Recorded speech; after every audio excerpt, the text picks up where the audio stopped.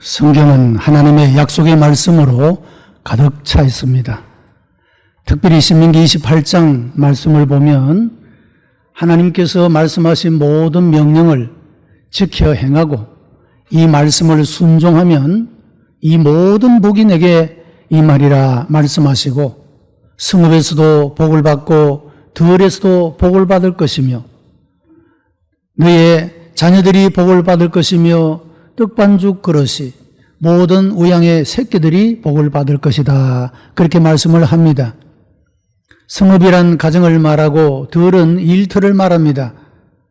그리고 나머지 모든 것들은 나와 관계되어 있는 그 모든 것들을 말씀하고 있는 것입니다. 우리 모두는 하나님이 주는 복을 받기를 원하고 이런 하나님이 주는 은혜 안에 살아가기를 원하는데 그 삶의 비결이 무엇인가? 하나님의 말씀을 듣고 그 말씀을 지켜 행하며 순종하게 될 때 이 모든 복이 내게 임하게 되리라고 약속하고 있는 것입니다. 이 하나님의 언약의 모든 말씀이 오늘 예배드리는 우리 모든 성도들의 것이 되기를 주님의 이름으로 축복합니다. 하나님은 이 성경을 통하여 우리들에게 언약하고 계시고 성도들은 하나님의 그 말씀에 신앙을 고백하고 하나님을 믿는 그 믿음으로 또한 하나님 앞에 서원하게 되는 것을 보게 됩니다.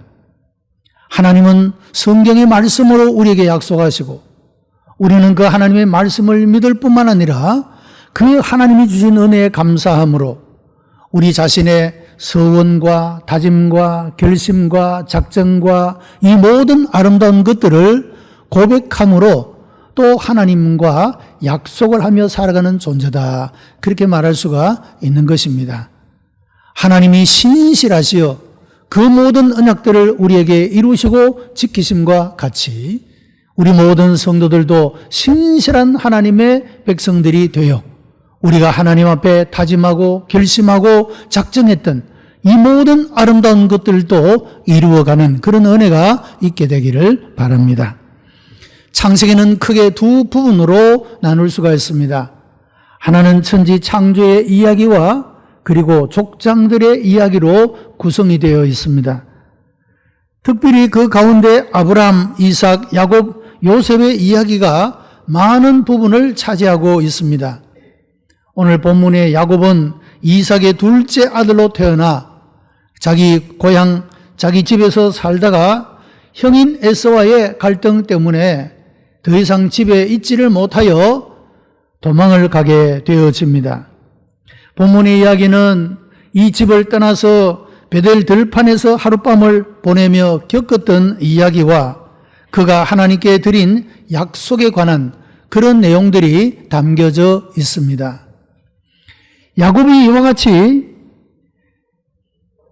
형 에서의 분노를 사게 되므로 더 이상 집에 머물지 못하게 되고 집을 떠나게 되었는데 길을 가다가 해가 저물게 되고 돌을 베게 하고 누워서 잠을 자다가 그 꿈 속에 임재하시는 그 하나님을 경험하게 된 것입니다. 그리고 그 하나님을 만나서 그가 하나님께 서원을 하게 되고 또 하나님께서 이와 같이 나에게 허락해 달라는 소원을 아뢰게 되는 것을 보게 됩니다. 야곱은 본래부터 주도 면밀한 사람입니다. 치밀한 계획 아래 인생을 살았고 자기의 목표를 달성해 가는 사람이었습니다. 본문 20절 말씀을 보면 야곱이 서원하여 가로되 그렇게 말씀을 합니다. 하나님께 드리는 야곱의 서원 기도라고 하는 뜻입니다. 그런데 그 내용은 다분히 의도적이고 계획적이어서 이런 야곱의 치밀한 그 성격을 그대로 보여주고 있다 할 수가 있겠습니다. 그는 세 가지의 소원과 세 가지의 서원을 하는 것으로 기도의 틀을 짰습니다.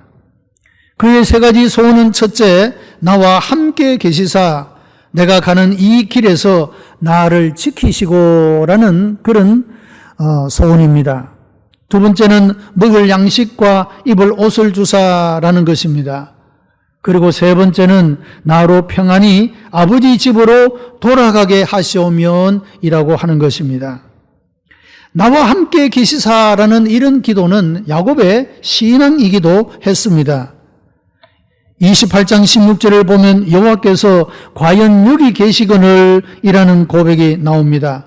35장 3절에는 나의 환난 날에 내게 응답하시며 나의 가는 길에서 나와 함께 하신 하나님이라는 고백이 나옵니다.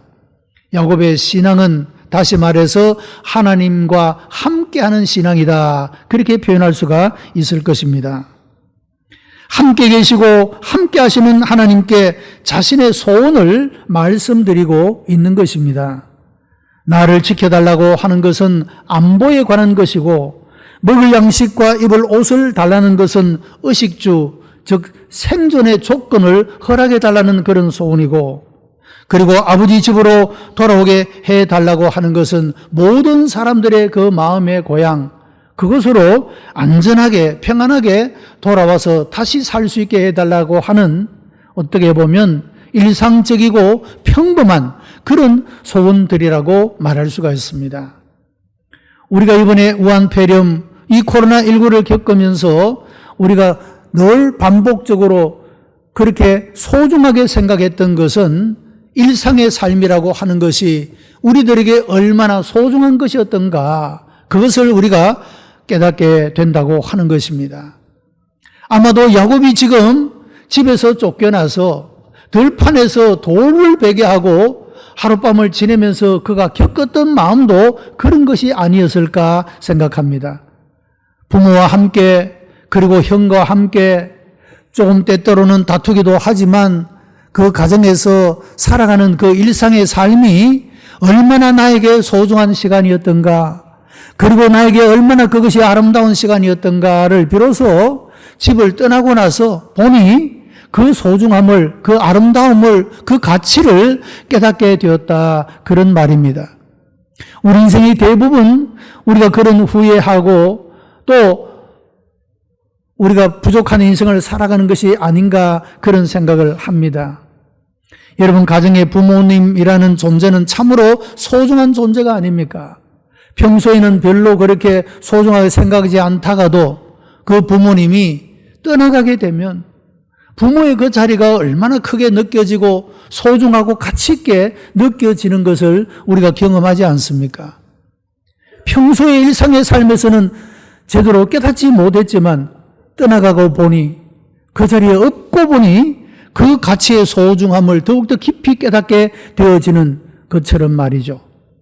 이 야곱이 일상의 삶을 감사하지 못하고 화목하게 지내지 못하고 그런 삶들이 얼마나 그리워서 이 위급한 순간에도 그가 하나님께 올려드리는 소원이, 하나님께서 나와 함께 계시사 나를 지켜주십시오.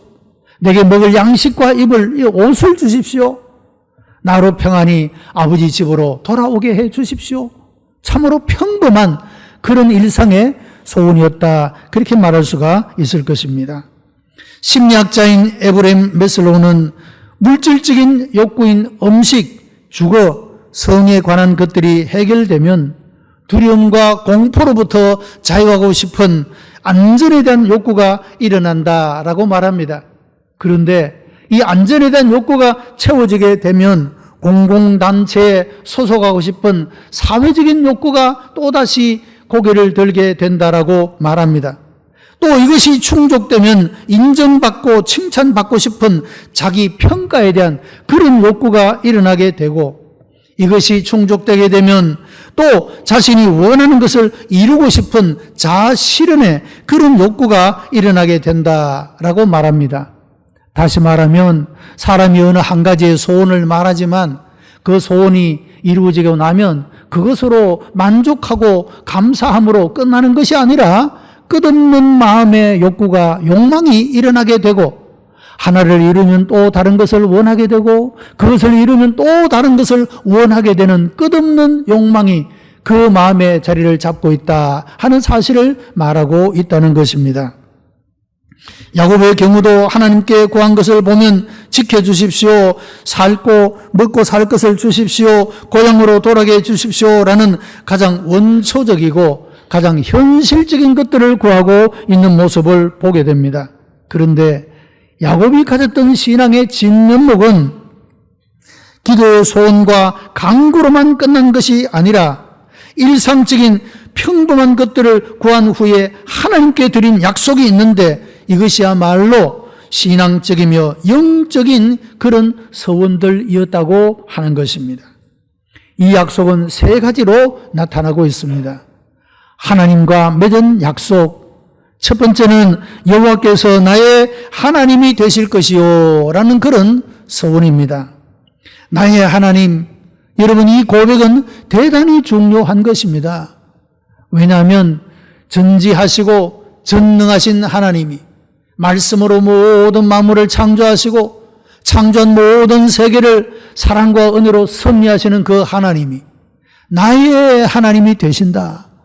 이런 신앙의 고백은 대단히 중요한 그런 고백이라고 말할 수가 있는 것입니다.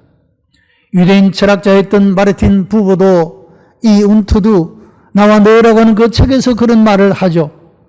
우리가 만나는 하나님은 제3인칭으로 저 멀리 나와 관계없는 분으로 계시는 분이 아니라 나와 당신이라는 2인칭으로 하나님을 경험해야 한다.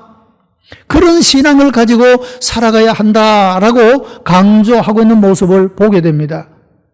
전지하시고 전능하신 하나님이 나와 관계가 없는 그런 분이 아니라 내 삶 속에 언제나 어느 곳에나 함께 계시는 하나님으로 나의 하나님으로 내가 경험되며 살아가야 한다.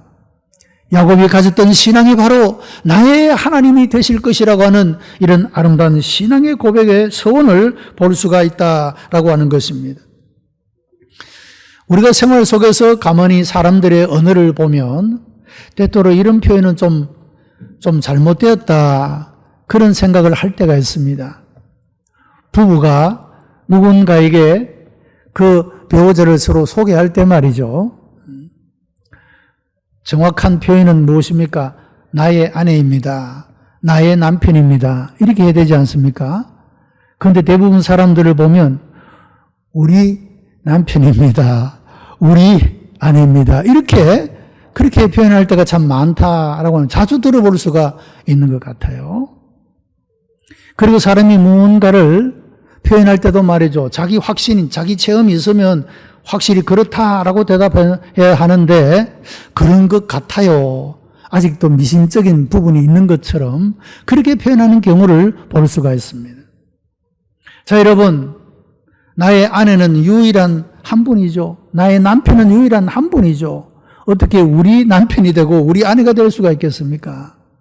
우리가 하나님을 향한 신앙의 고백도 마찬가지다. 그런 말씀이죠. 하나님은 우리 모두의 하나님입니다. 그러나 더 중요한 것은 그 하나님이 나의 하나님이 되어야 한다는 것입니다.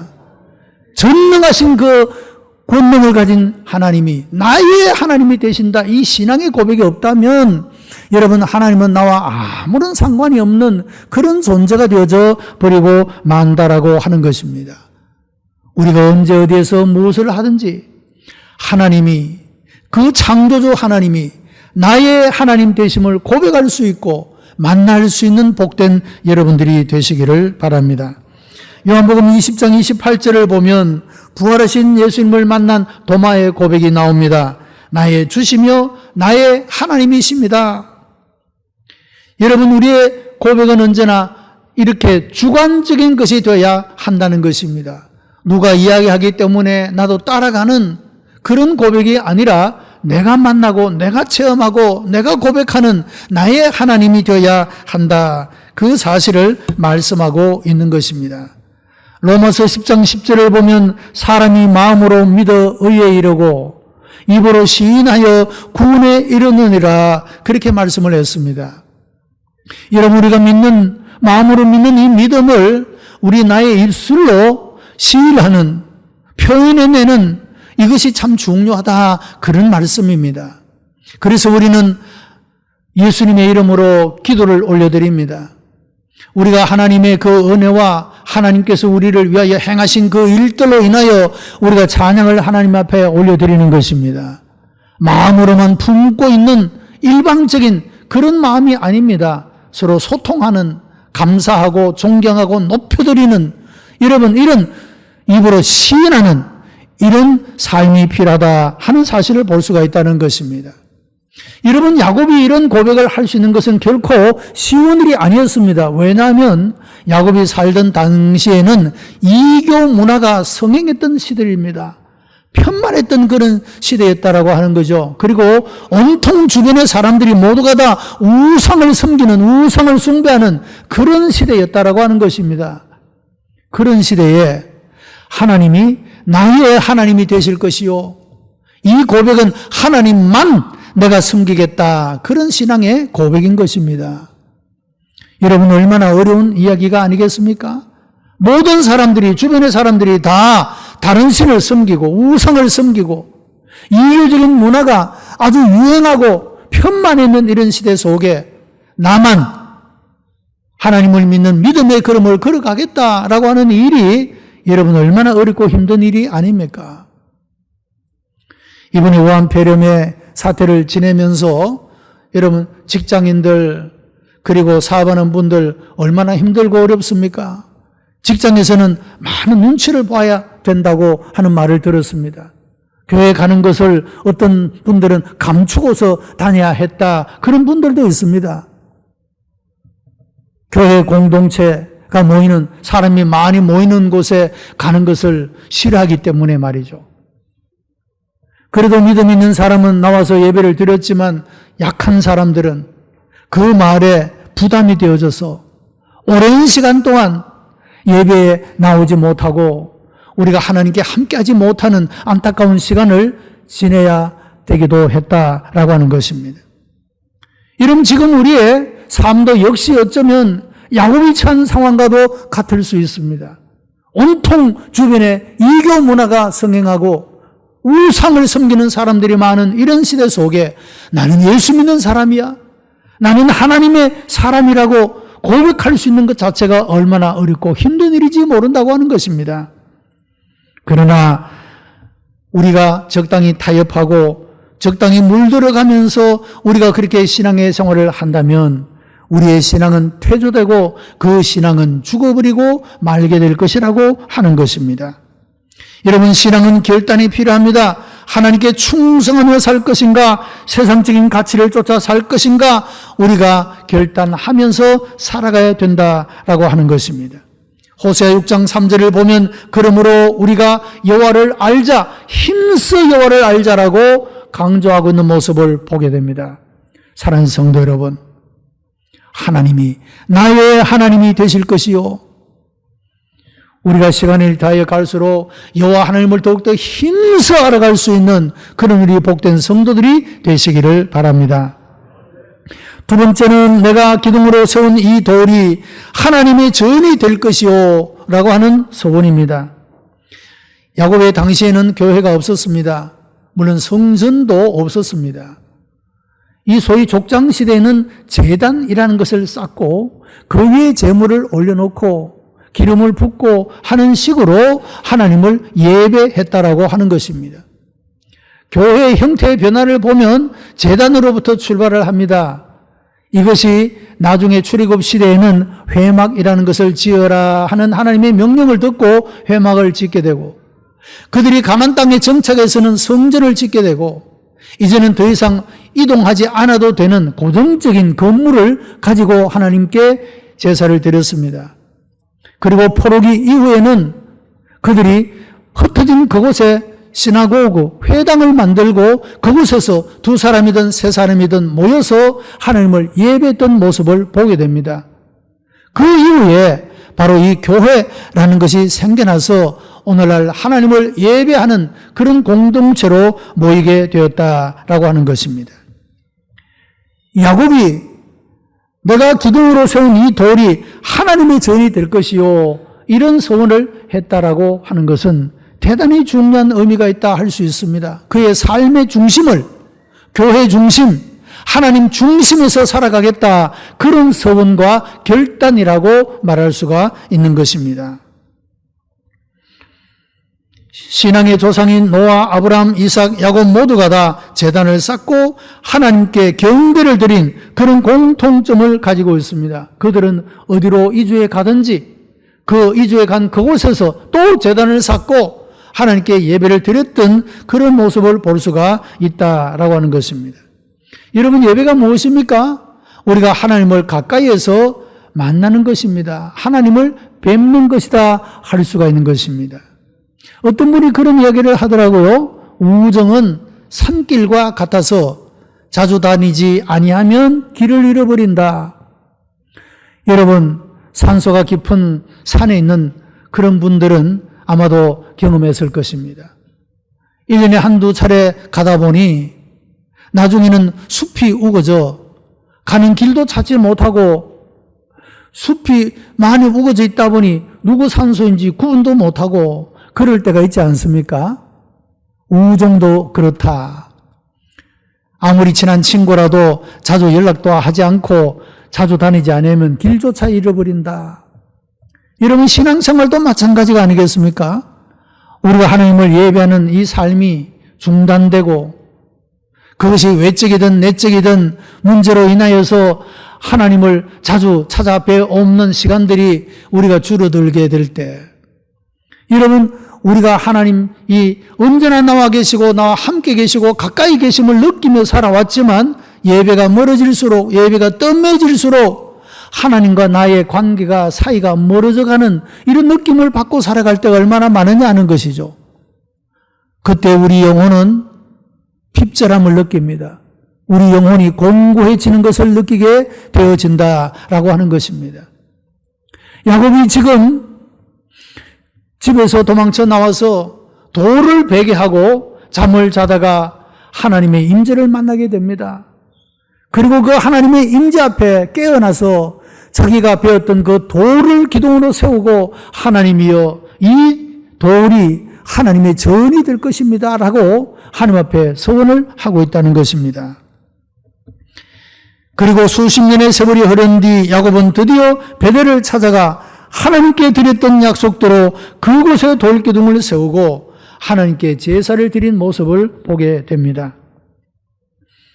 여러분, 하나님을 만나 교제하고 말씀 듣고 말씀 드리고 그 이름을 높이는 이 귀한 예배, 우리 모두가 우리의 생활이, 그 생활의 중심이 교회 중심, 예배 중심, 하나님 중심의 아름다운 삶의 열매를 맺어갈 수 있게 되기를 바랍니다.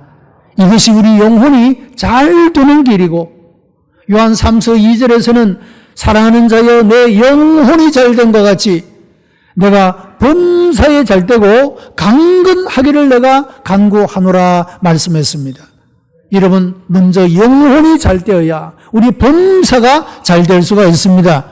여러분이 예배를 통하여 하나님께 가까이 나가는 삶을 통하여 여러분의 영혼이 잘 되어 여러분의 손에 신 모든 범사도 형통한 하나님의 복을 얻게 되기를 축복합니다. 야곱이 드렸던 세 번째 서원은 하나님께서 내게 주신 모든 것에서 10분의 1을 내가 반드시 하나님께 드리겠나이다 라고 하는 것입니다. 세 번째 약속은 하나님께 11조를 드리겠다라고 하는 것입니다. 창세기 14장 20절을 보면 아브라함도 멜기세덱에게 11조를 드렸다는 말이 나옵니다. 히브리서 7장을 보면 멜기세덱은 하나님의 아들인 예수 그리스도의 그림자라고 해석을 해주고 있는 것을 보게 됩니다. 여러분, 11조는 교회나 목사의 명령이 아니라 하나님의 명령이라고 하는 것입니다. 그리고 이것은 하나님의 약속이 있는 계명임을 볼 수가 있습니다. 말라기에 그렇게 말씀을 하죠. 내가 너에게 복을 붙나 붙지 아니하나 보라 라고 그렇게 약속하고 있는 계명이기도 하다는 것입니다. 여러분, 우리가 인간적인 계산으로 여러분 그렇게 주저하거나 망설이지 아니하고 하나님이 말씀하셨으니까 내가 이해가 되든지 이해가 안 되든지 내게 유익이 된다라고 생각되든 유익이 없다라고 생각하든 여러분, 하나님의 말씀을 순종하는 자, 하나님의 말씀을 지켜 행하는 자에게는 하나님이 복 주실 줄로 믿습니다. 우리 모든 성도들의 수입도, 여러분의 헌금도, 여러분 그 양이 많아지게 되고 증가하게 되기를 축복합니다. 어떤 분들은 목사님 기도해 주세요. 무슨 기도해 드릴까요? 우리 교회에서 11조 제일 많이 하는 사람 되게 해주세요. 참 좋은 욕심이라고 생각합니다. 여러분, 다른 욕심은 그 끝없는 욕심이고 채워봐야 별 끝없는 욕심이지만 우리가 하나님을 향하여 이런 욕심은 참 좋은 욕심이다 할 수가 있지 않겠습니까? 내 사업이 잘 되는 것이 우선적인 목표가 아니라 하나님, 내가 11조 제일 많이 할 수 있도록 내 사업 복 주세요. 다르잖아요. 너희는 먼저 그의 나라와 그의 의를 구하라.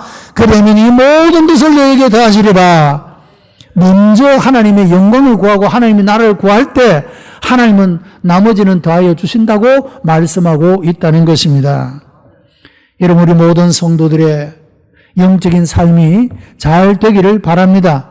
그러면 모든 범사에 하나님께서 복을 주시어 형통케 하실 것이요, 여러분의 영혼과 육체가 다 하나님 주시는 풍성한 은혜 가운데 거하게 되기 때문이라고 하는 것입니다.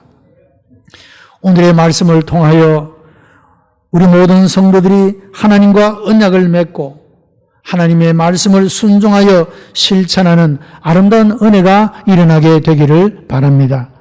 하나님은 신실하신 분이시기 때문에 우리에게 약속한 그 모든 것들을 신실하게 이루어 주십니다. 여러분, 우리가 하나님께 결심하고 다짐하고 서원하고 맹세했던 여러분이 모든 것들도 우리가 신실하게 하나님 앞에 갚아 나갈 수 있게 되기를 바랍니다. 그러면 하나님의 그 신실한 모든 약속들이 우리의 것으로 경험되고 야곱이 고백했던 바와 같이 하나님이 나의 하나님이 되실 것이며 하나님이 내 인생에 걸어가는 모든 길들에 나의 보호자가 되시고 인도자가 되어주시며 영육간의 풍성함으로 채워주실 줄로 믿습니다.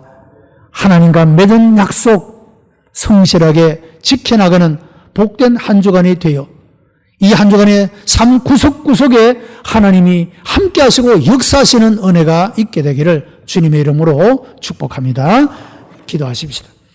은혜가 풍성한 하나님 감사합니다. 우리 성도들을 사랑하시고 복 주시어 감사합니다. 일상의 삶에 주신 은혜들을 기억하며 감사를 드려오며 오늘의 불편하고 답답하고 어려운 이 모든 시간들도 지나가게 하시고 어둠이 물러가고 빛을 비춰 주실 것을 믿사옵나이다. 우리 모든 연약함도 강건하게 되게 하여 주옵시고 아버지 하나님, 우리의 한숨이 변하여 찬송이 되어지도록 우리 주님 역사해 주시옵소서.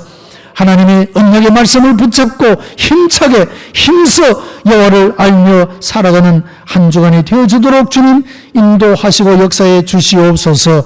감사하며 예수님 이름으로 기도드리옵나이다. 아멘.